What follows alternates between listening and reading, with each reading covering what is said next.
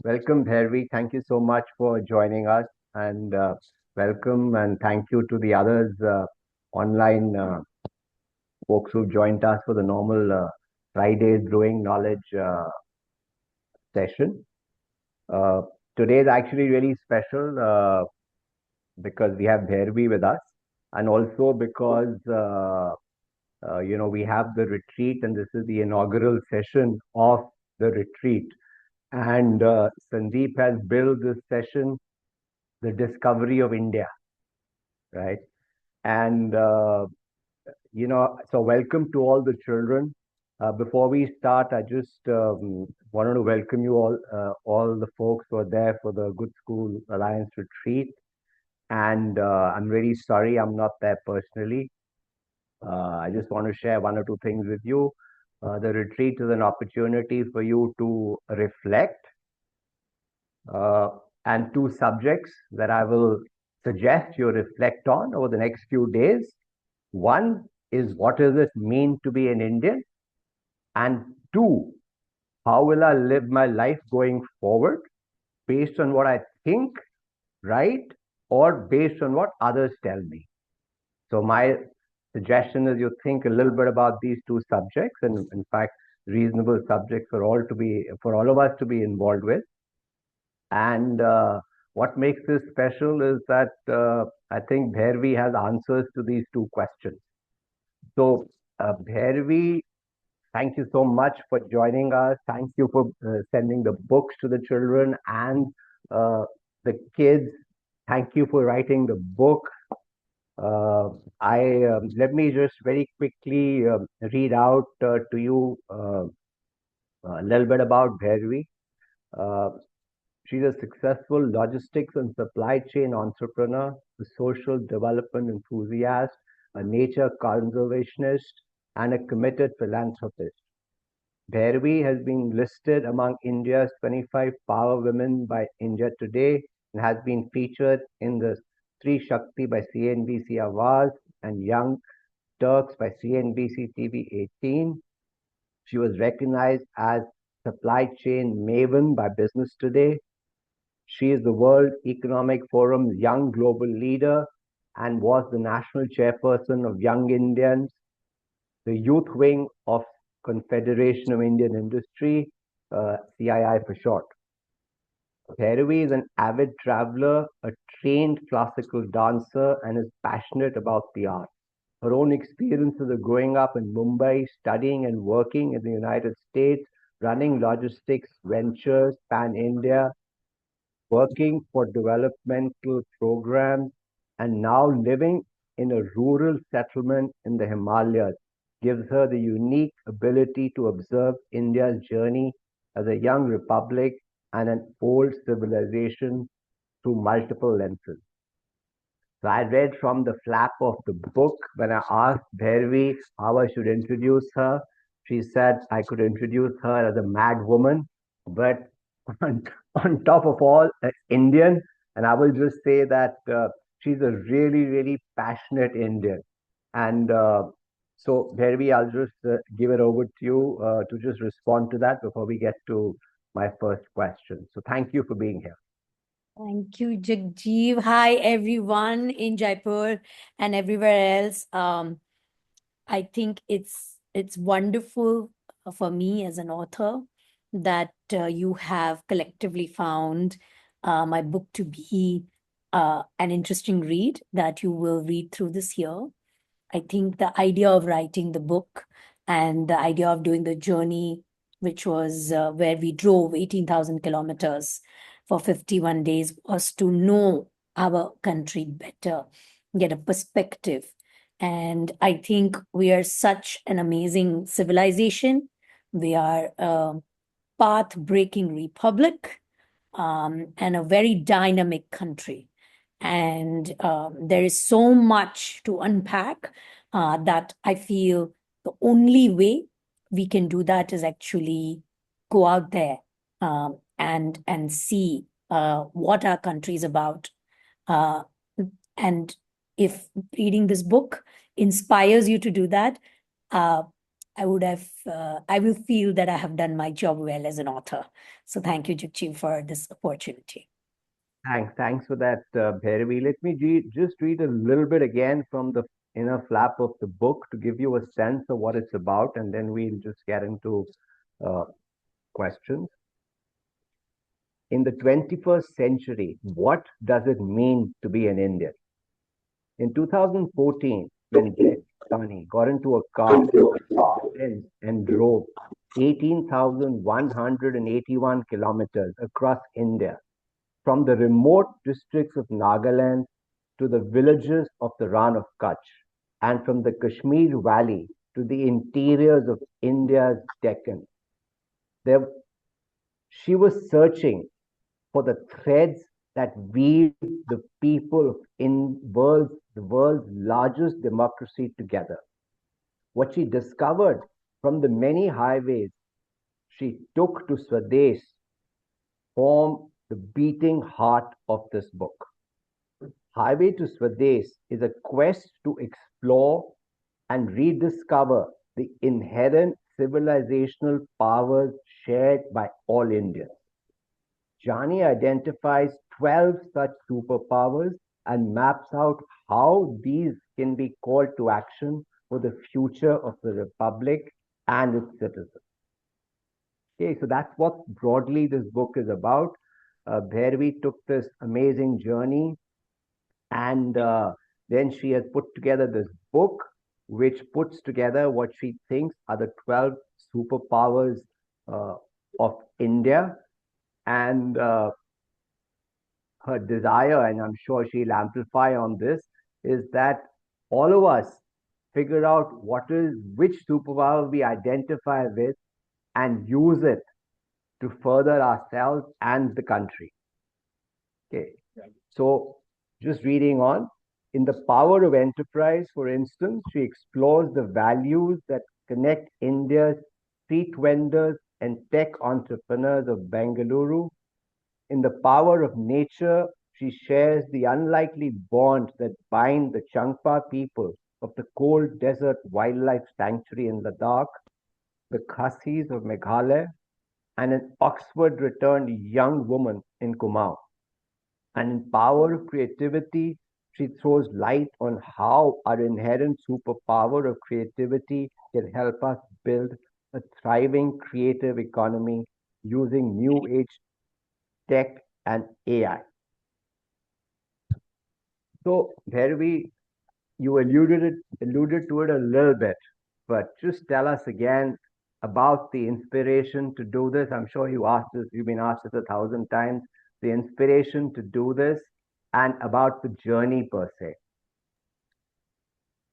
Thank you, Jagjeev. I think I have to thank my parents and my school that seeded this thought of, traveling to learn. Uh, my father was opening a new business and he had to open branches of it across the country. And he would encourage that I would travel with him. And I saw a lot of India like that. Wherever he was opening a branch office, go and be there, and you meet employees and you go to their homes and you meet people locally.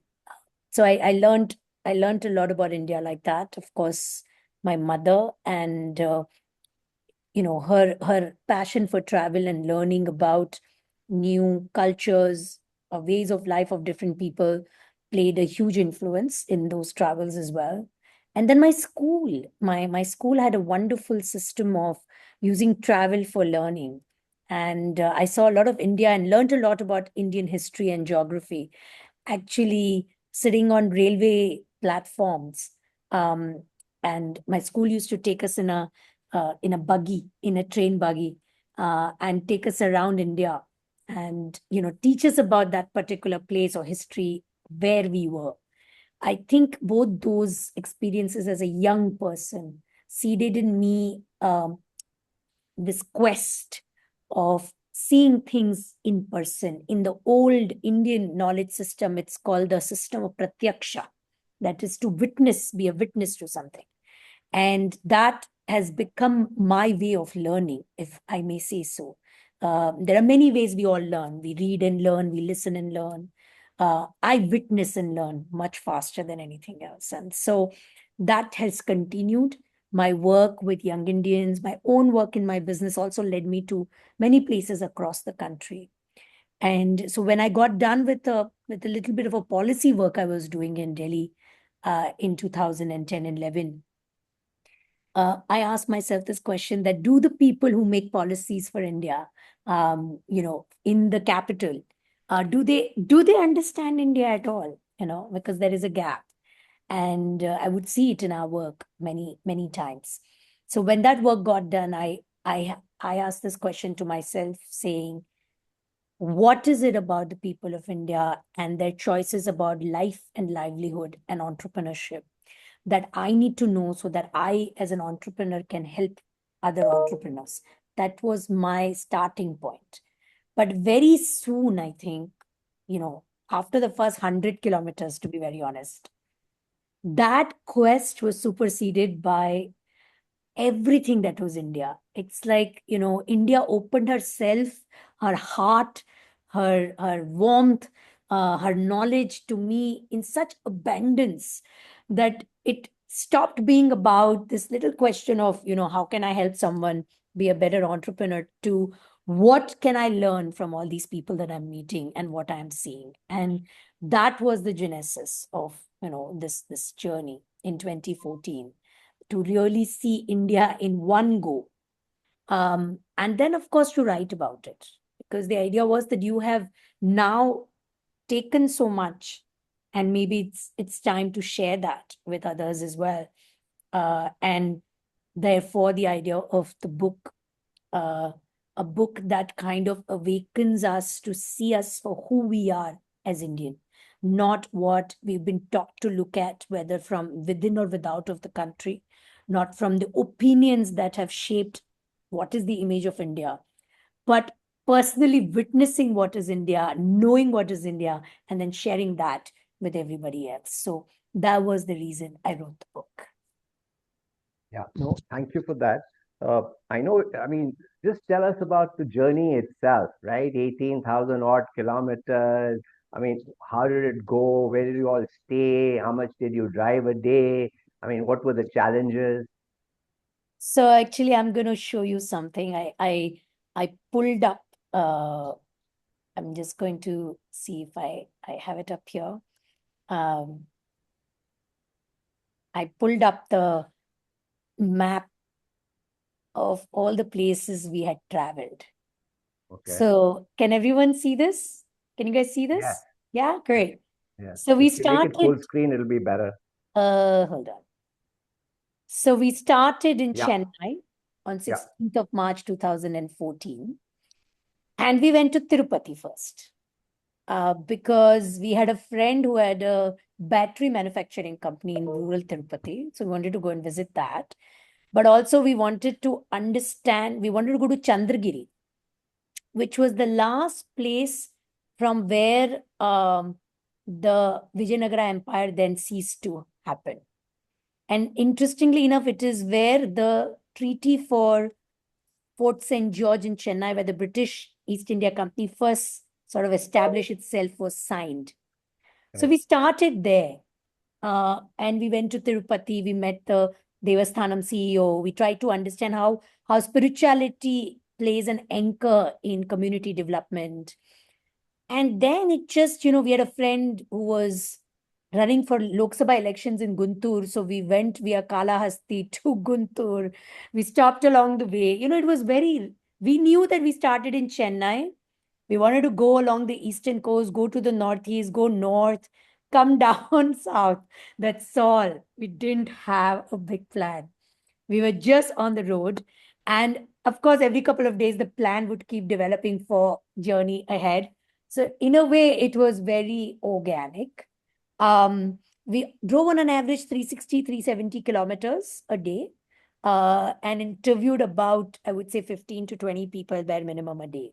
And what kind of people, for example, when we were driving from Undavalli, which is in northern Andhra, to Araku, which is in Eastern Ghats. We met this sculptor. He was a third generation sculptor, but his son was studying computer engineering. And if I don't know if you know this, but in Andhra Pradesh, they have this craze for making politician statues. And it was in middle of election season, and this guy had a contract for making statues of all the local parties. So he was making statue of Indira Gandhi, of Vajpayee, of Rama Rao, like everyone, all of them competing, one statue maker making the statues. And he had these two sort of interns with him, as you may call it, apprentice whom he was training. He said, my son is doing computer engineering, and like that. I mean, when we were reaching Araku for some reason, there was this lady, we stopped for chai. She thought my hair was open, so she started tying it. She said, don't leave your hair open, not correct. It's just how amazingly people embrace you. We drove from Araku to Koraput, and then all the way, as I said, we drove through the jungles here. We went to the northeast. We spent 15 days in India's northeast, actually. Different places, experiencing different things. In fact, when we were driving from Shillong to Tripura, we were actually going and meeting a dear friend who is the erstwhile Maharaja of Tripura, Pradyup Manakya Dev Burman. But we couldn't reach in time. So he told us, don't come all the way. You'll not reach Agartala.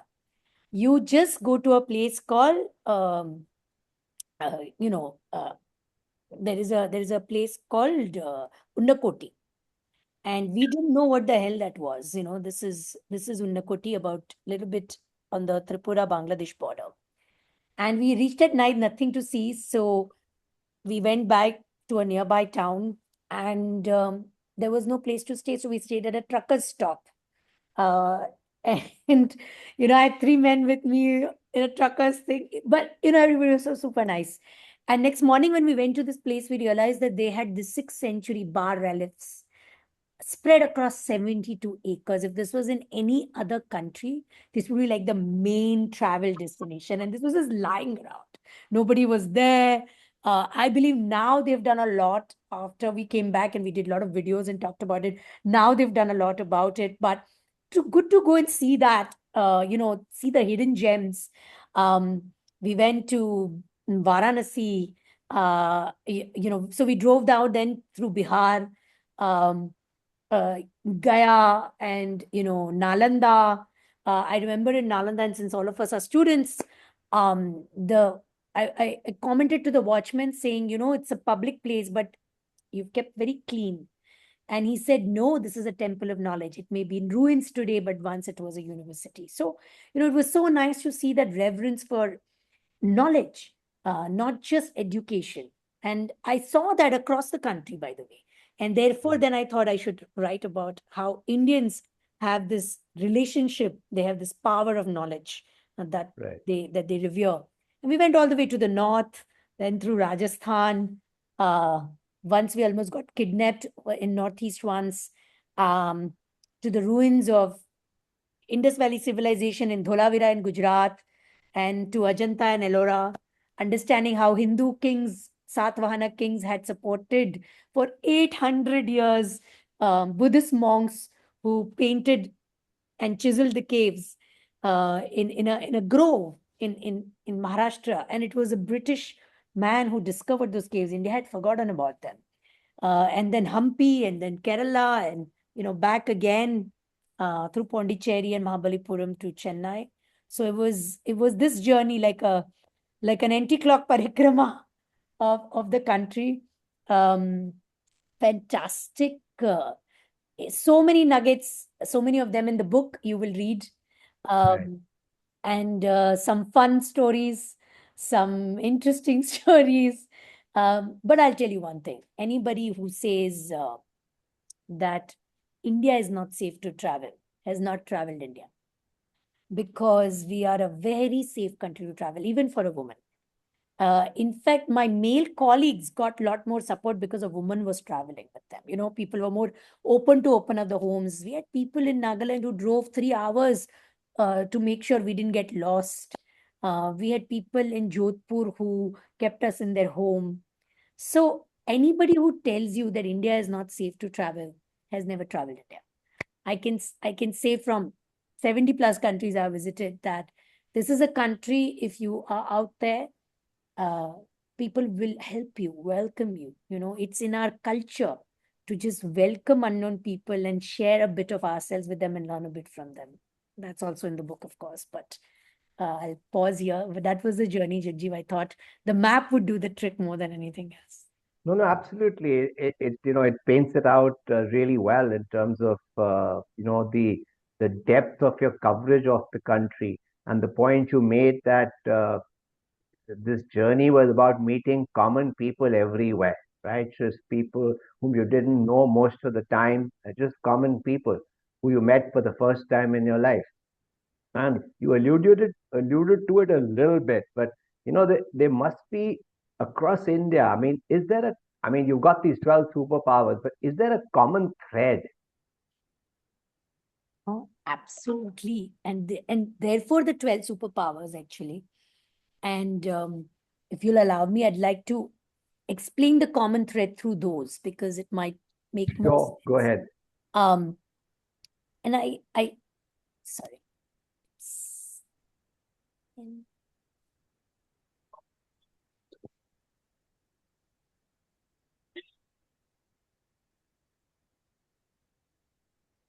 So yeah, I mean, there was a common thread. As I told you, I found this power of enterprise. When we were driving from uh, Araku in Andhra Pradesh to the Chilka Lake, which where the biggest migration of birds happens in Asia, in Orissa.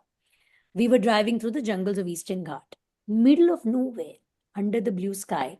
We saw this market, and until then, I thought entrepreneurship was about startups and business and things like that. And then I saw these women from tribal communities in India's Eastern Ghat selling beedi, fertilizer, spices, forest produce, right? The bustling market. They brought everything and they sold everything. That means they knew their market, they knew what product and price to sell it. And in 4 hours, the market wrapped up. And I thought, they may not understand the word enterprise or entrepreneurship, but they were entrepreneurs. And I think in that one interaction, my definition of enterprise changed personally as an entrepreneur, as a career entrepreneur. And this power of enterprise I saw across the country in small shops, in people who run taxi service, in people who run, kirana stores, in people who run big businesses, people who run hotels, people who run, you know, local businesses, people who run large corporations. I- Indians are just very, very enterprising. Um,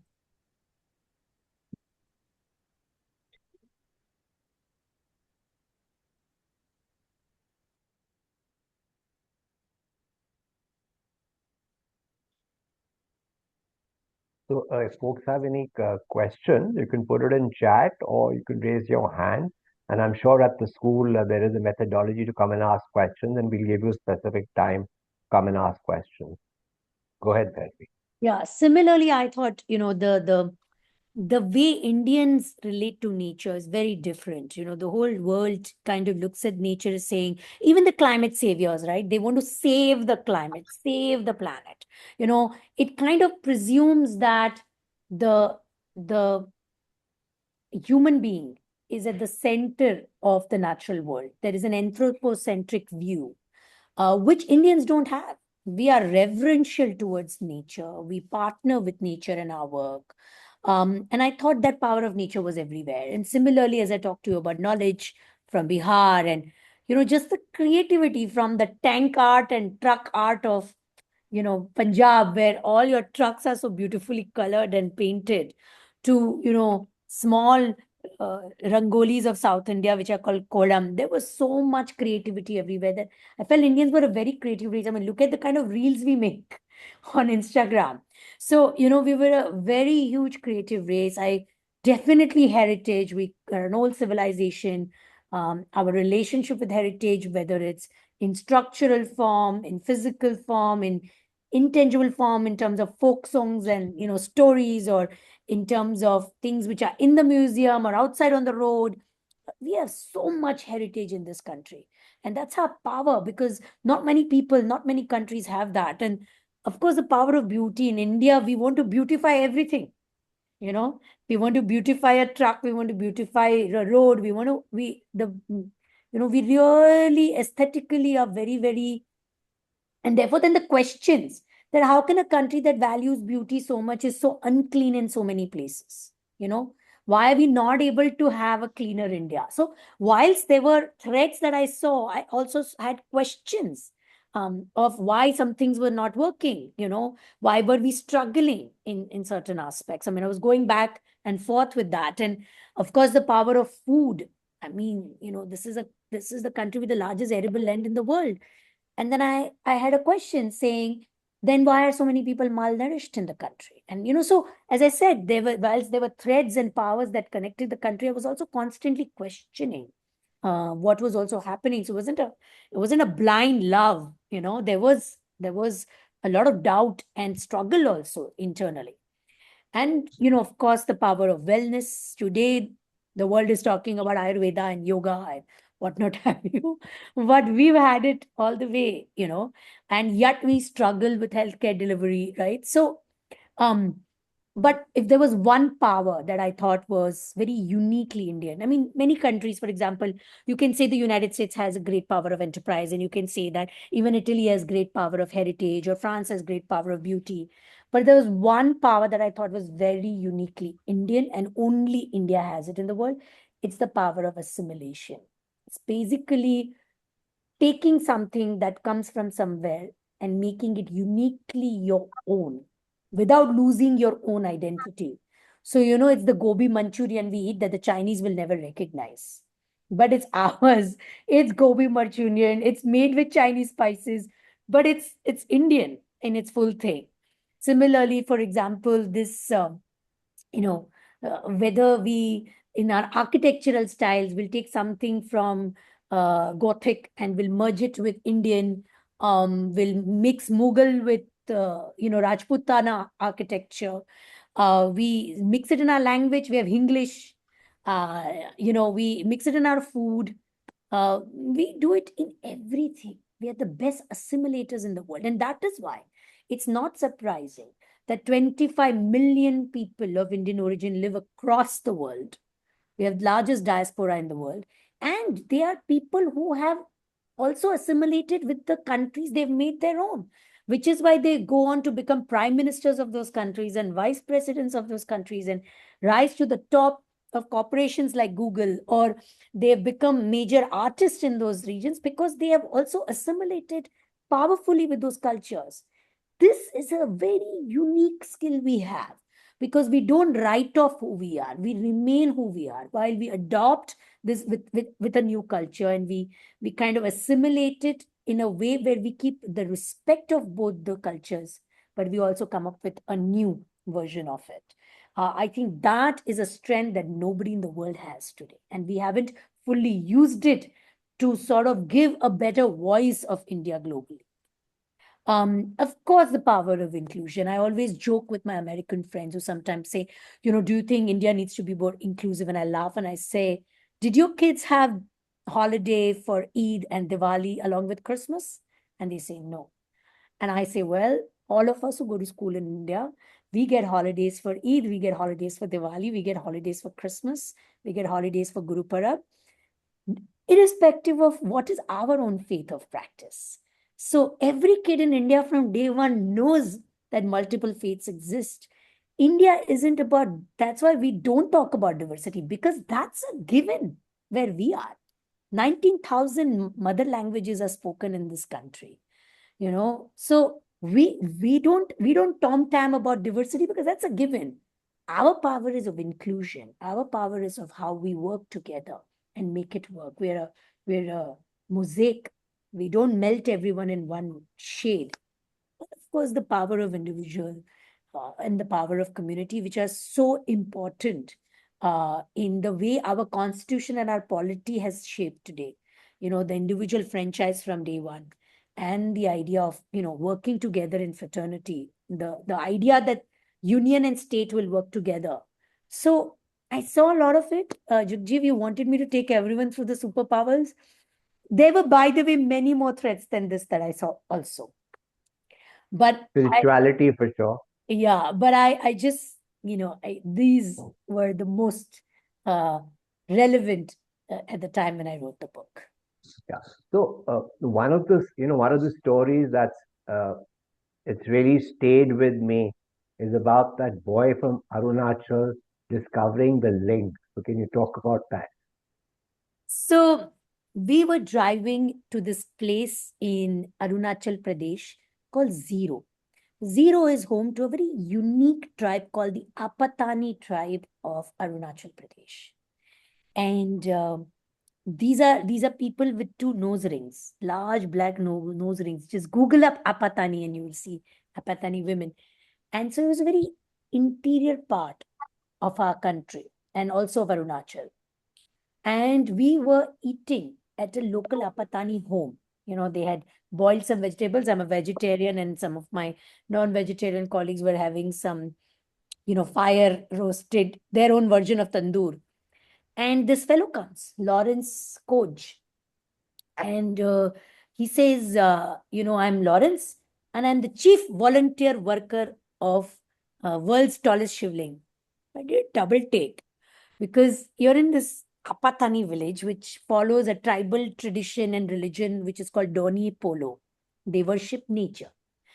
And this man from this community who worships, who is Christian now also, calls himself chief volunteer worker of a shivling. Where is this coming from?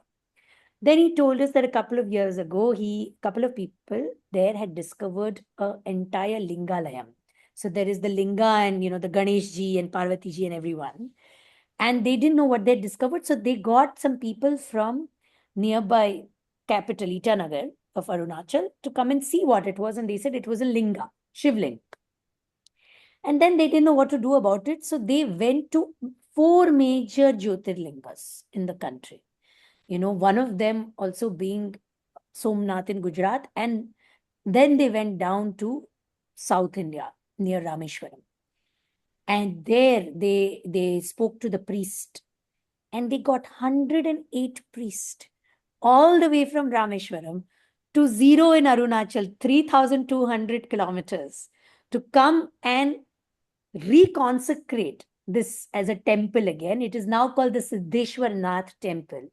And this Christian man who practices Doni Polo tribal tradition is the chief volunteer worker for the world's tallest shivling temple, which is now called the Siddheshwar Nath Temple. And to me, that story just said how Indians value, their heritage, their culture, and how it's really not about what faith you practice, but to respect where you are. It was a story that left me so gobsmacked. And I think we have a YouTube short video on him, talking to him. If I find it, I will send it to you. You may circulate it amongst the students just to see Lawrence talk about it. He's eating his pork or something. He goes, I says, I am chief volunteer worker of the world's tallest shivling. And it was very cute. And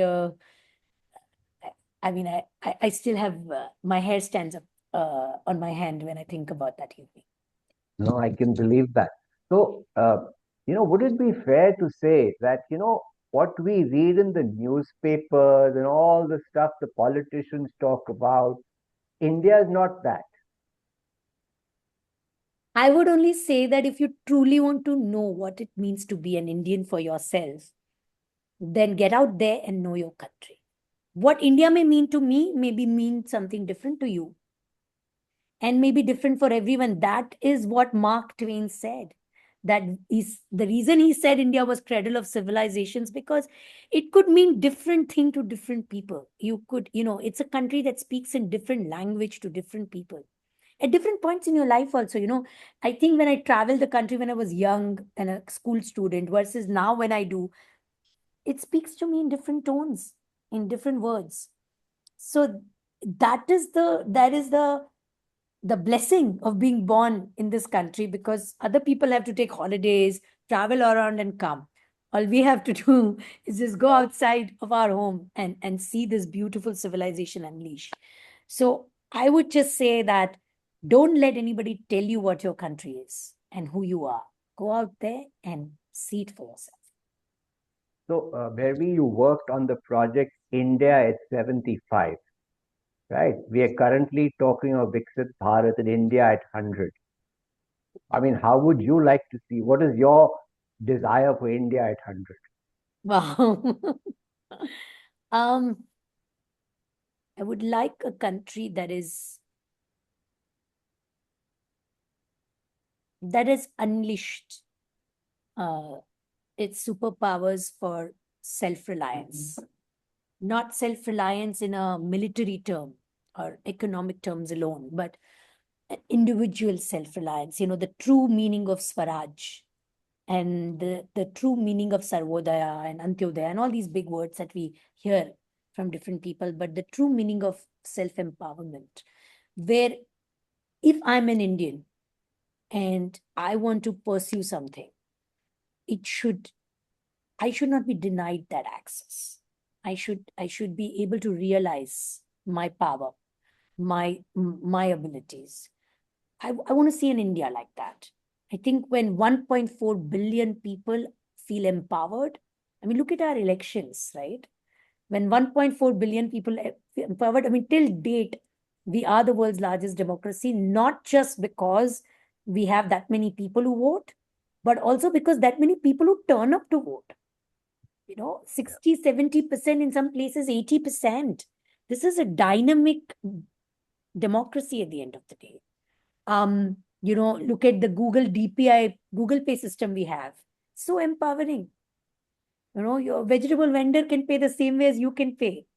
And this is where India will be different from the rest of the world, where we will create Swaraj for individuals, which is not about making the society individualistic, but it is in connection with the role of the individual and society together, their relationship together. And what I mean by society is not just the people, but also history and monuments and heritage and also the natural world. And I would want to see an India like that will be a gift to the world. And that's the India that I would like to see. Thank you. You talked of each person being empowered, right? And when I sort of read a bit about you, about the book, talked to you, uh, my broad sense was that, uh, you know, you have sort of crafted your own way. Okay.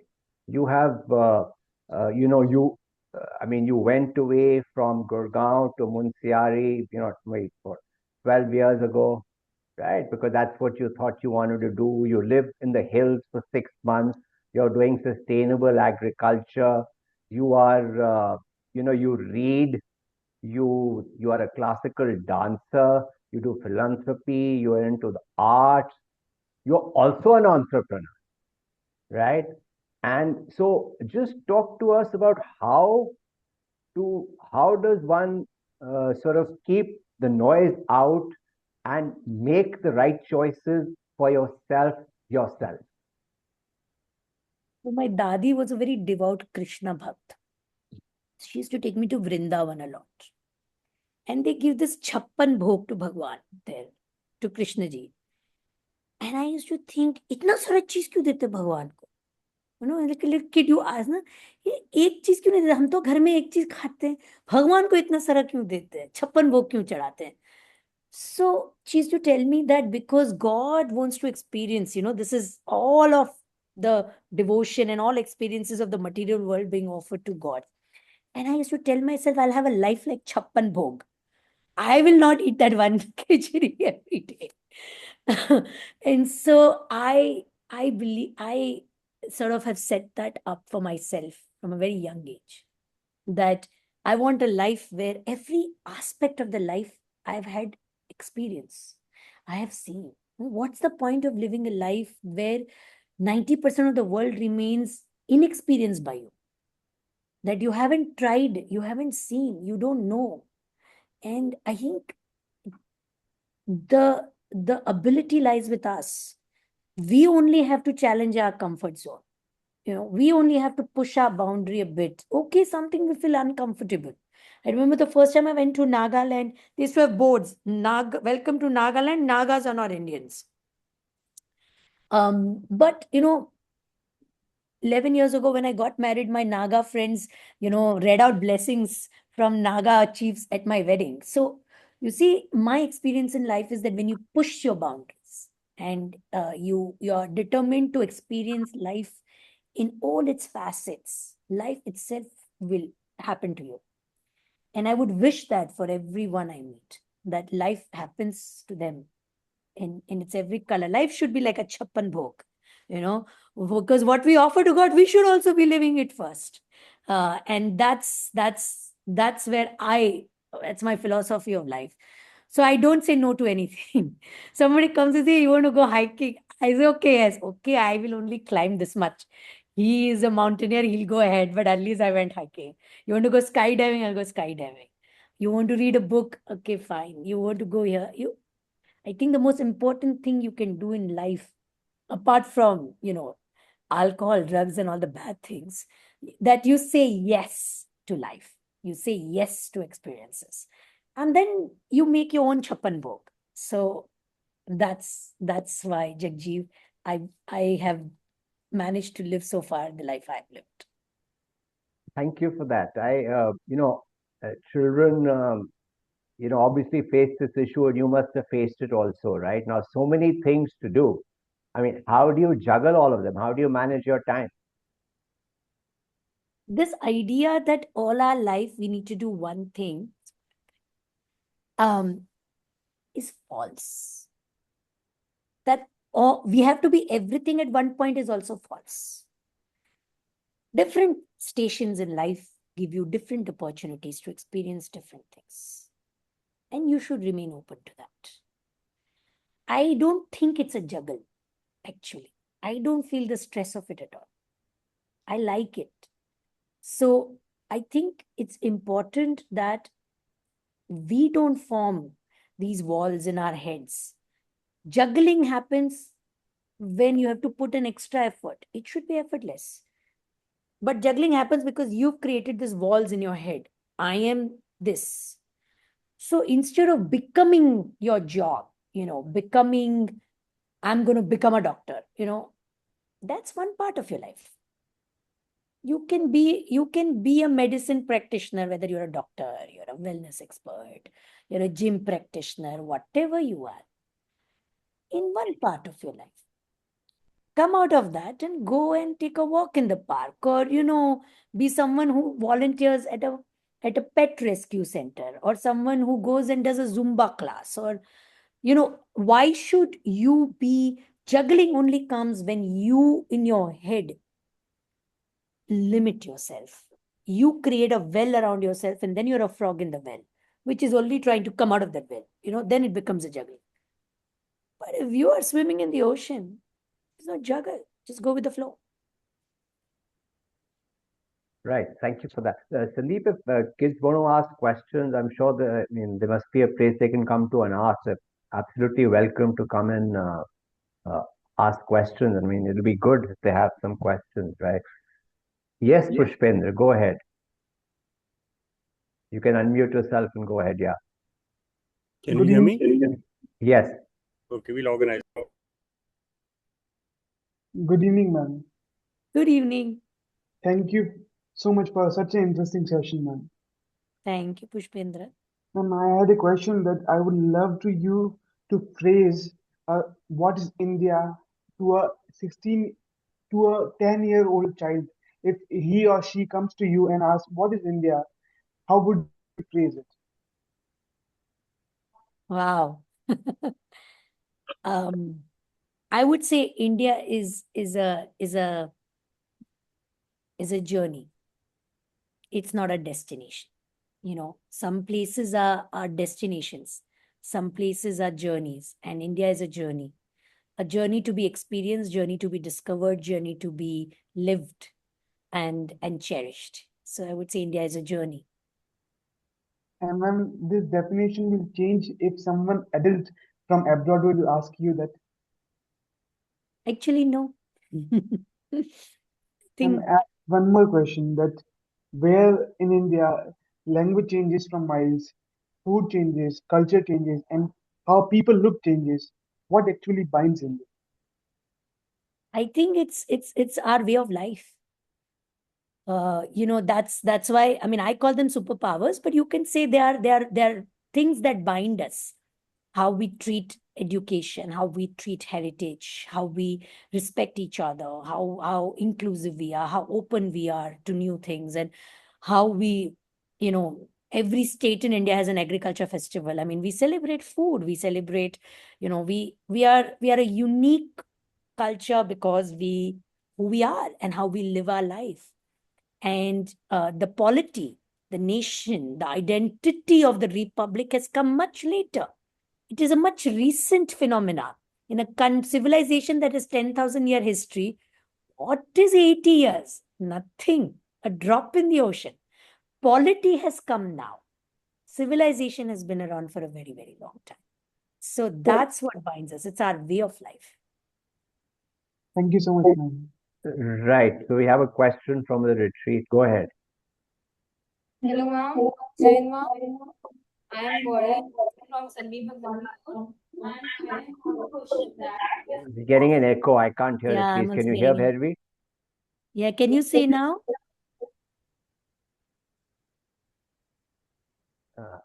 You were getting an echo, Sandeep.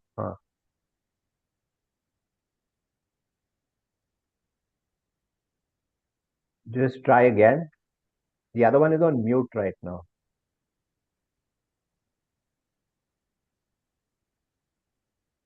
So you'll have to unmute it, Sandeep. One of the both are on mute.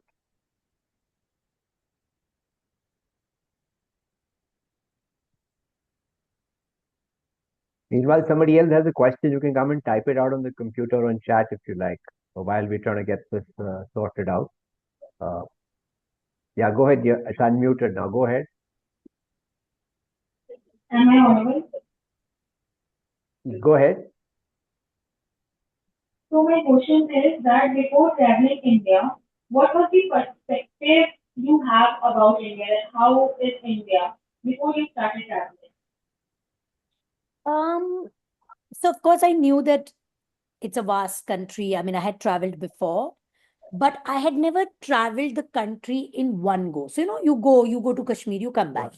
You go to Tamil Nadu, you come back. You go to Kerala, you come back. You go to Madhya Pradesh, you come back. You don't see all of it together at one go. So I think I had this little pieces of India with me, Madras is like this, and Bangalore is like that, and Calcutta is like that, or Northeast is like that, Kashmir is like that. But the picture had not come together for me. So I can say I had these pieces of mosaic with me, but that it is the journey of doing it all together that completed the picture for me. The mosaic pieces fell together for me. Does that answer your question? Okay. Okay. Any other questions from there? Okay, you can come and ask or put it in the chat, There's one, whatever you Sandeep. like. So, There's some yeah, Sandeep. there are some people who have questions. I Okay. can in the audio here. What inspired you to become a writer? Sorry, can you say that again? What inspired you to become a writer? Oh, I struggled with it. I wasn't, it was such an overwhelming experience that despite people saying you should write about it, I didn't, I struggled with it. I did my primary education in a vernacular medium school, so in a Gujarati medium school. And so I was thinking, abhi kahan main Angrezi likhungi? How will I write an English book? And the time, because, I do so many things. So, writing something takes time. So I wasn't sure. So initially I thought, okay, I'll write a few blogs. But, every time I went back again, for some work or something or some activity in some place, I would again, of course, relive the experiences. And I asked myself that I have no business, whilst I've had the absolute privilege to have traveled the country in such a way, like a pilgrimage. I have obligation to share it. I have no business to just keep it with me. That's very selfish. So that was my motivation. And then my friend who was on the drive with me, AGK Uma Mahesh, he one day just told me, I don't care, just write. I want you to write. And so I think it was a whole bunch of these different experiences that one day I finally, in a grove, in a sacred grove in Meghalaya, which is in the book, by the way, when you will read. There were I still remember it was spring, there were rhododendrons on the floor. And I sat down with my diary and wrote the first chapter of this book, which is the chapter on power of nature. And that's when I said, okay, I think, yes, we can write. So, took me about 2 years to convince myself, 2 to 3 years, because I did the journey in 2014 and I started writing the book in 2019. So you can imagine how many years I struggled with it.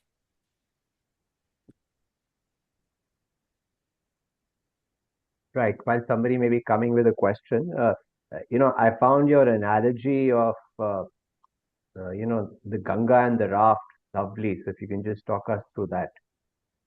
I think I do believe that we are fortunate to live in a democracy. I mean, go and ask the people who don't have it. And that to a practicing democracy. It's not perfect. Nothing is perfect. Life is not perfect, but it is a working democracy. And to not participate in making it better in our own little way is to be on a boat on a river like Ganga and not take the oars and raft. Kya hoega? Raft will turn, you will take a dip in the Ganga. So, if what will happen? Who is judging you? It's your own country, your own community, your own society. What is there to lose? But at least pick up the raft, then bathe in it. So I thought the Ganga was like the civilization of India, eternal.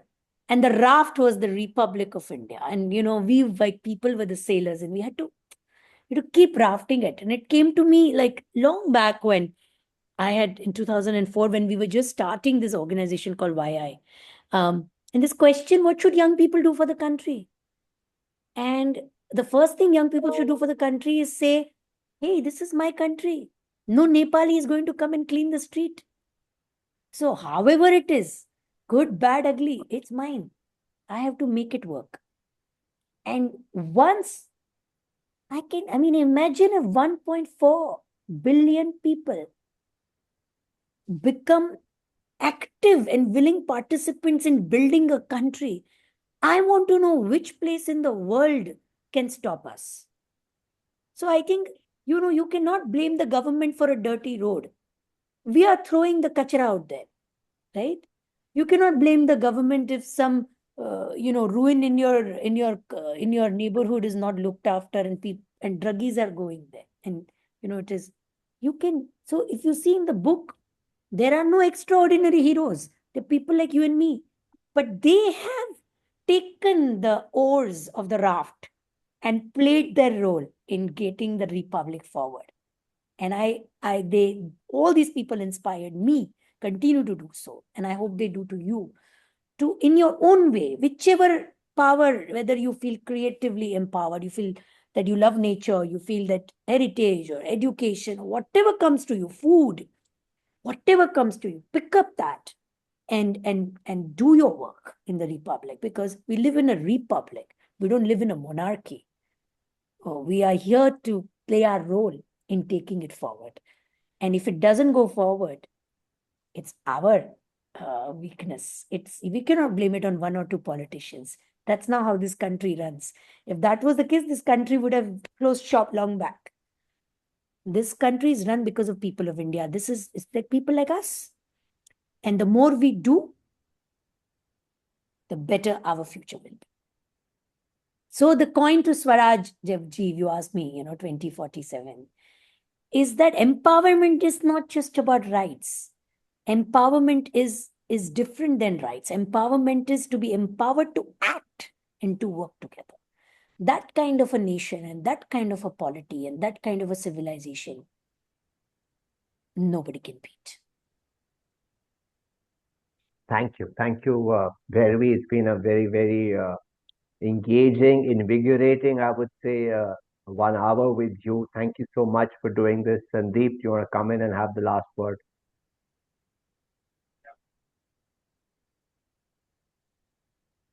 He's looking for a mic. But it's been really, really fascinating, Bhairavi, and thank you so much for doing this for us and for the books, as I said. Yeah, Sandeep. Bhairavi, I only want to ask you one small thing. If you were to describe love after this book, how would you describe it? I would describe love after this book. How would I describe? You went on a journey, you had some thoughts about love, and talking to young people here. So I thought maybe this was a good question to ask you, how would you describe love after this journey? What would your definition of love be after having found all these powers which you have discovered? I think my definition of love after this journey has been that we focus too much on what we give in love, but we are not good receivers in love. We choose what, how we would like to receive.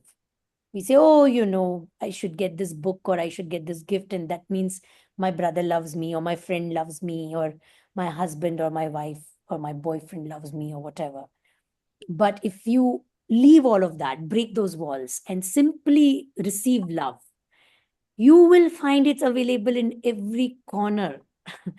And so after this trip, I feel that love is to receive what comes your way with absolute open heart, and with no expectations and preconceived notions.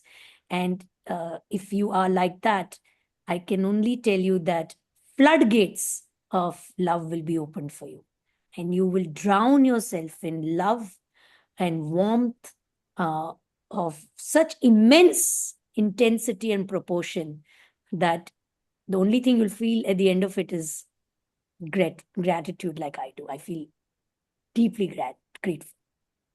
So I hope you feel that receiving in your life. Thank you so much. Today it's been wonderful to have Bhairavi here.